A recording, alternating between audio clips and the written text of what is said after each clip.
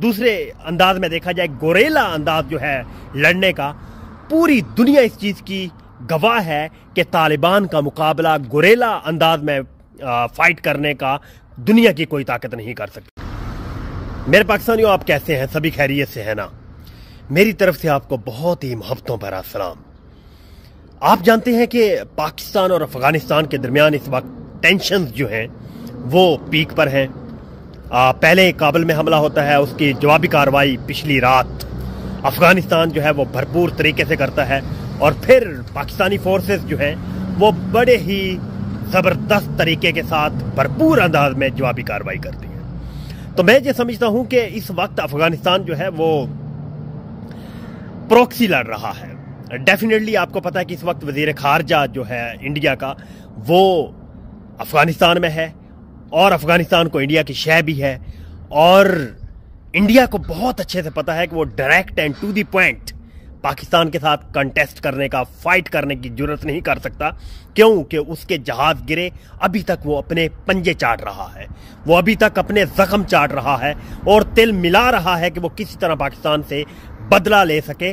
वो डायरेक्ट तो नहीं ले सकता, लेकिन उसने ये जुर्रत की कि वो अफगानिस्तान को आगे करके खुद पीछे बैठकर किस तरह से प्रॉक्सी लड़वा सके।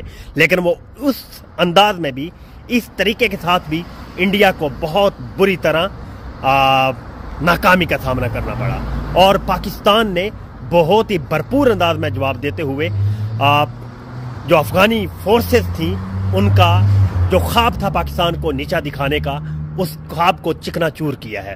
तो मैं ये समझता हूं कि पाकिस्तान की तरफ से जो भरपूर जवाब दिया गया है ये काबिल तहसीन है और काबिल तारीफ है हमारी फोर्सेस के लिए। एक चीज़ बताता चलूं कि अगर हम कंपैरेटिवली स्टडी करें पाकिस्तान को, पाकिस्तानी फोर्सेस को और अफगानिस्तान को, तो मैं समझता हूं कि कोई मुकाबला बनता ही नहीं है।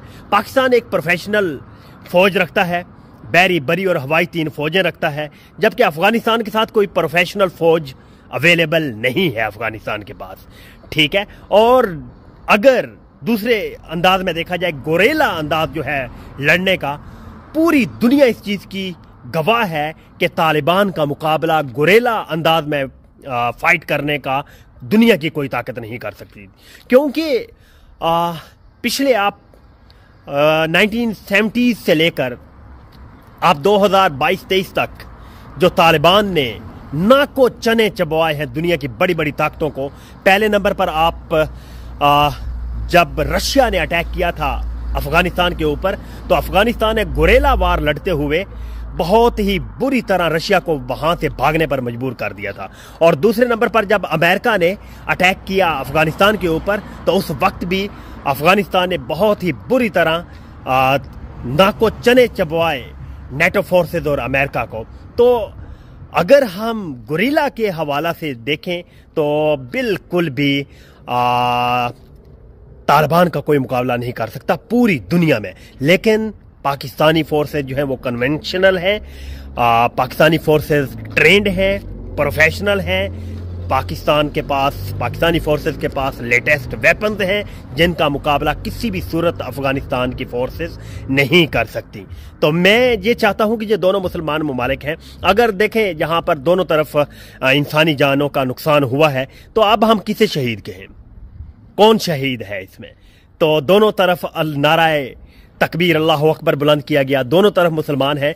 तो मैं समझता हूं कि दोनों ममालिक को होश के नाखन लेने चाहिए, और किसी भी सूरत जंग किसी भी मसले का हल नहीं होता। Wish you good luck.